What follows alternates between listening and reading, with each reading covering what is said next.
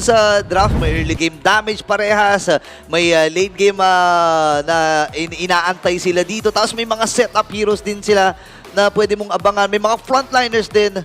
Ibang klase itong lineup na to. Oh, excited na ako makita kung ano nga ba magiging kwento nito. Ang ating star match of the week, a rematch between Onyx Philippines and Aurora Gaming. The last time na nagkita ang dalawang teams na to, na naig ang Aurora 2-1 kung saan Mga roamers, right now this is Renegay's second time using this Kalea, whereas for Brusco, this is something we're used to seeing Brusco in a setup hero.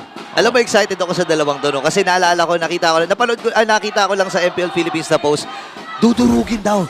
sila ang nakakalamang. Mukhang magpupush sila dito sa may batang itaas. At si Demon kahit makakapag-level 4 naman. Tahimik muna pero si Yue. Sila ay hindi talaga pang-ratrata. Meta ang isang suyo. Isa kang assassin na may range damage pero Fury nagamit na rin. Okay, halos sa 30% na lang yung buhay ni Super Friends dito. Brusco, nagkipagsabayan kay Renegay. Sabi, Durugan. Ngayon na kaagad ang Durugan. Pero yung pagong ay hahawakan na dito ng Aurora. Layuan mo na dito ang Onyx Philippines. Sabi ni Kingo, sige, magpo-purple na lang ako. Ibigay nyo na kaagad yan. Pero sabi ni Renegay, hindi, walang ibibigay. Kirk dito ay kalahati na rin yung buhay. Ayun. Yeah, yung aggression na pinapakita ng Aurora after converting that first turtle is something na kailangang respetuhin ng Onyx Philippines. Kung ay nakuha ng Aurora Gaming at mukhang mauuna pa rin sila sa objective na to. Oh, maganda yung pwesto nila. Pag nakita nila si King Kong sa top, definitely burst down na nila ang turtle na to. Wala Bigay. makikitang trade unless mapush niya ng sagad yung top. Oo nga, no, para paplato na ng Don. Itong si King Kong. Pushable Wala na. pang 5 minuto. Okay, nabasag na yung torrent dun sa top. Pero joke lang yon kasi si Edward ay nandito na. Papasok din dito ang Aurora Gaming. Kinakap na nila yung flow dito sa may bandang ibabaw. Pero pasok si Demon Kaya. Nagamit yung retribution. Oh! Mamamatay ang gold standard. Sabay bugarin nung mga shockwaves dito. Grabe yung atake ni DK.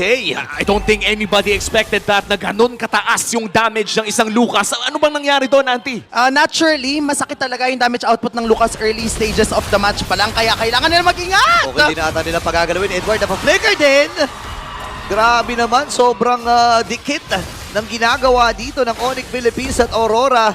Kaya lang 2,000 na yung kalamangan at nahirapan din dito si Kera. At ngayon naman, si Bruso ang hinahabol. Yung puntirya! Sakto din yung dapat dito ni Kirk. Kera ay nakabawi din against Renegay. Nailapag man yung Zaman Force pero hila. Naagaw. So, nakahanap ng trade, tapos naagaw pa yun! Hindi na nila paalisin pa. Ikaw sa about to open it up na isa ito sa mga napaka-rare na instances pero si Edward muna ang bibigyan nila. It's a 3v3 pero pinilifight na rin ni Renji dito sa may batang likod. Si Yuen tatama pero si Kirk naman ata ang susunod. Pero going back doon sa pinag-uusapan natin, grabe ang aga ng 2 deaths ni Kendra. Yeah, kasi... Saan pa? Last 2 turtles ay secure ng Aurora Gaming. At bukod sa Infinix Handcam, makikita natin paano nga ba mag-Galea ang isang hitman. Pero paano nga ba sugot si Brusco? Okay, ba na ito na kagad kaya lang sobrang lambot din kasi ni Renegay. Ngayon natumba na kagad siya sa kamay dito ni Super Prince. Nakakuha na pagong. Pero si Super Prince ay nakadalawa din. Ready pa ba? Yeah, and I think for you, isa sa mga mages na tinaguri ang napakatapang sa ating liga na lumalapit talaga pero Edward almost getting a kill against Super. Kailangan mo na rin respetuhin si Edward at saka yung mga hampas niya. At ito yung pinagtataka ko, no? Full tank build yan kahit hindi kotse. Imaginein mo yung Hilda na yan, wala pang damage item, ganun yung damage. Yeah, naka-thrill din kasi si Edward in this Hilda. So, yung penetration as well as yung inherent damage ng Hilda, early stage, same concept sa Lucas actually, na masakit sa early game. So, yun yung kailangan tignan ng Aurora. Kasi kapag nandun na si Demon kahit tsaka si Edward sa dulo, mabilis mag-person si Super Prince. Magko-contest kaya ang Onyx Philippines dito. Nakalapit na si Brusco, si Kelra, hindi pa. Okay. Edward, half HP. Okay, naiwasan doon yung Sanguine's Claw at may bibigay ng libre para sa Aurora. Waves at hindi pa nga late game si Sildo nito. Nakakatakot yung late game si Silio. Naisipin mo, early game pa lang ay bumabaon na kagad yung mga bats impact niya. And isa sa mga napansin, Pagpasok nun, ramdam at bumabakat na yung kanyang bats impact. okay, binato dito. Itong si Edward. Boy! Pero nakaligtas pa rin! Ladies and gentlemen, ito na yung pagbawi ng Aurora. Sabi na, sige, kami naman ang lalaban. Kasi Brusco ay nag-aabang lang ng tamang oras na gumawa ng play. The flickers are available for both teams. Hindi pa matatapos yung Lord Dance Boogie Wonderland ang kanilang tema right now. At mukhang Onyx ang hawak ng agro. Pero kasi ngayon, level 15 na din si King Kong. So hindi din super nagpapabaya yung Aurora. Kasi in terms of retry battle, mas lamang yung Suyu as compared to a Lucas. Pero ngayon, ayan na nga. Ayan na, habulin nata nila kagad! At ipinalibag palikod itong si Brusco ngayon. Nailapag na rin yung Zaman Force, nag-aantay lang Onyx. Sakit! Wow! Nailapag na nga yung Ring Manipulation, pero likod na naging Wow! Demon Kite! Tumpak agad! Itong Monster Mage, si Demon Kite, Ubos! ay nakakanib din. Nakadalawa siya doon, pero 3 at 4 papala para sa Aurora ang buhay. Si King Kong na lang ang natitira. Ready ang buong kupunan ng Aurora na mag-dive. Insane timing mula kay Rene J. Nakita nila si King Kong sa taas at agaran silang pumasok. At ngayon si Ay, King Kong naman! na lang ang natitira! Oh, ready ba silang tapusin ito? Merong catapult na kasama habang si Dominic Kite ay nagbe-base lock na. Team Aurora takes game number 1. And what an engage! What a play from Hitman Rene J.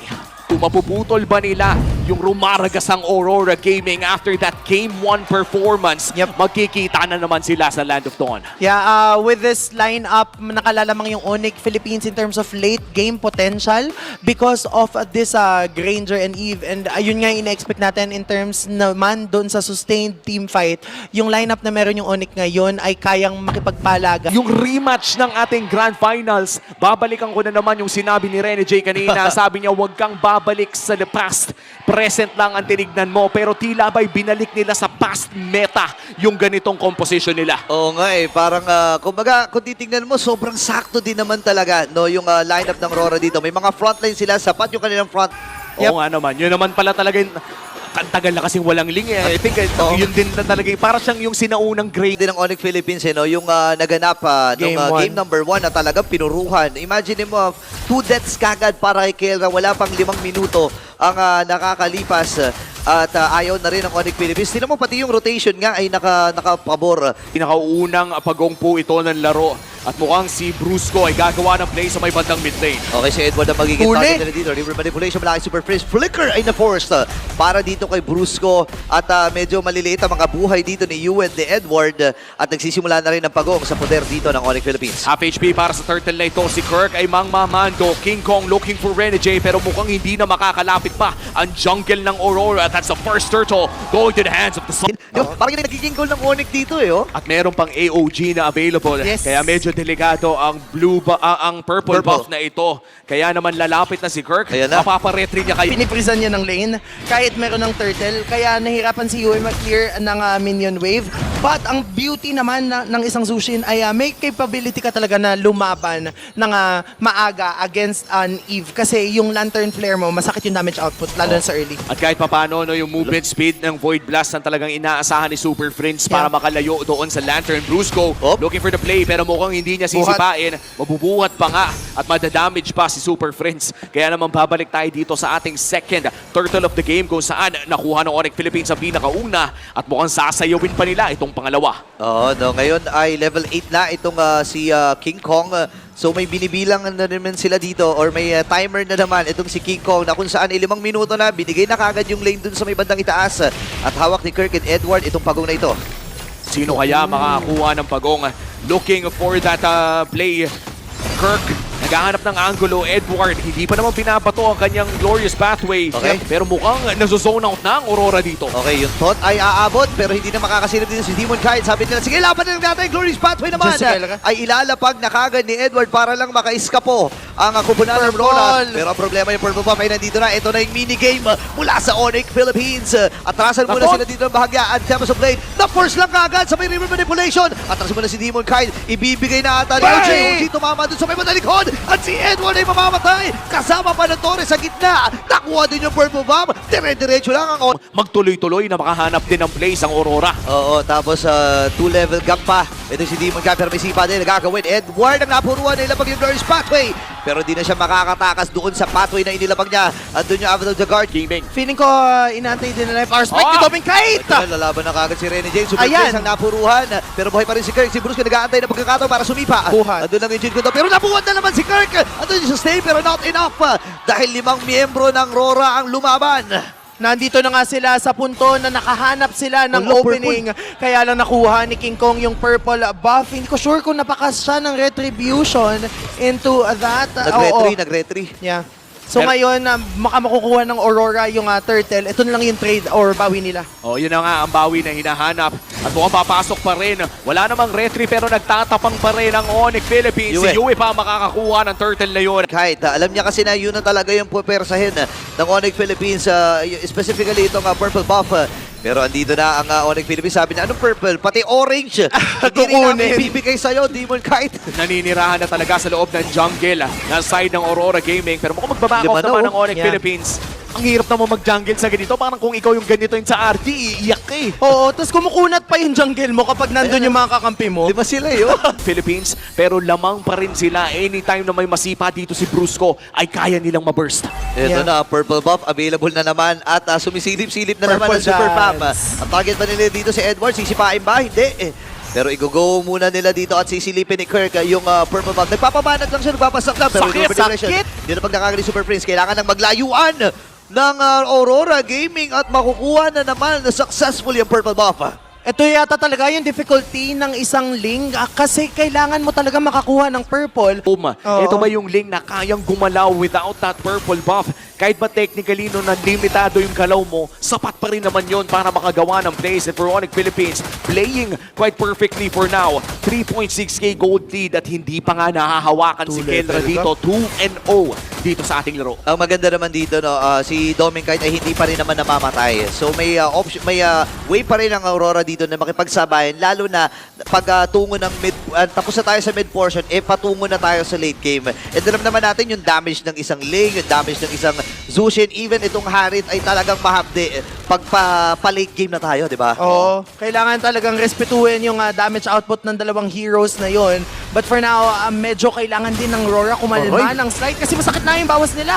Okay, Glorious Pathway, ilalapag sa likuran na naging punteriya kay si Super Prince, bawang flicker din. Nakasipa na kaagad itong si Bruso. Ngayon lalaban na ang Onyx Philippines. Nakadalawa na si Kera. At ay natunaw din mula dito kay King Kong. Tatlo kaagad ang napatumba. And the Super Family with a super team fight. Biglang lumobo ang kanilang gold lead at nakuha pa nga nila ang Lord. Kasi ang ganda ng ginawa nila pagkatapos ng Lord, nag-transition sila into getting the kills knowing fully well na kaya nilang panindigan yung gold lead na meron sila. Oh, 3 seconds para dito kay Edward. Okay. King Kong pumasok na rin. Rene J makakabak, hindi na. Napa ni King Kong. Pero buhay na si Edward. Buhay na rin si Demon Kite. Doming is online as well. Lilipat doon sa may bandang top lane ng Onyx Philippines. A 9k gold lead. At mukhang makakaisa pa sila ng inhibitor turret. Ready ang pamilya na mag-dive dito. Ang Lord ay buhay pa rin. Ang laki pa ng buhay ng Lord. Kailangan isipin ng Aurora kung paano natutunawin ito. Naglapag na yung Glorious Pathway para mapigilan yung pagsugod at pag-arangkada dito ng Super Family sa likuran ng tinatarget dito ni Demon Kite. Ay walang iba kundi si Kela pero hindi sapat. At ang Onyx Philippines ang magwawagi sa game number 2. At hindi basta-basta magpapatalo ang World Champion. Yung jungler now, hindi siya prone na mabigyan sa kanyang jungle camp, lalo na kung purple or orange yung pag-uusapan. So right now for Demon Kite, ang kailangan lang niyang gawin at gampanan ay yung displacement. But for Onyx Philippines as a whole, kailangan nilang maging mas team fight oriented given their kits. At sa rematch ng ating Grand Finals ng Season 14 ay muling magkikita dito sa Best of 3. Tutok. At medyo kinakabahan na nga yung mga international teams na nanonood ngayon eh. Ito na yung preview ulit kasi makikita natin kung sino naman yung makakalaban nila pagpasok ng mga susunod na international tournaments. But now, para sa ating kupunan, kung sino yung makakapag-start earlier on, definitely yun yung mas may edge pagpasok ng mid and tignan natin kung makakarry over pagpasok ng late. Oh, yun din talaga hinihintay natin. Pero nakikita na yung bagyang kalamangan ng Onyx Philippines in terms of the early game wave clear. Nauna sila dito sa Lito Wanderer at mukhang kukunin lamang nila ito ng napakabilis habang kinukuha ni King Kong ang kanyang buong jungle doon sa may baba Aurora Gaming, mukhang konting paghihintay ang kanilang gagawin. They are running the Sicilian once again. Kahit pa sabihin natin hindi na ma-explain ng siyensya kung bakit mabilis mag-stack si Yue, ay kailangan pa rin maghintay kahit pa paano. Actually, napansin ko rin, no, kapag may mga times na napapadaan siya dun sa mga jungle farms dito ni Demon Kite. Gusto kong tanungin sa iyo, Auntie. Ano no? yun? Nakita ko kasi sa ating Infinix in-game equipment na mukhang rapid boots ang naging changes yung mga buffs na nakikita natin. Kaya naman nag-a-adjust din ang mga build ng players. Onyx Philippines ngayon ay magtutuloy ng first turtle of the game.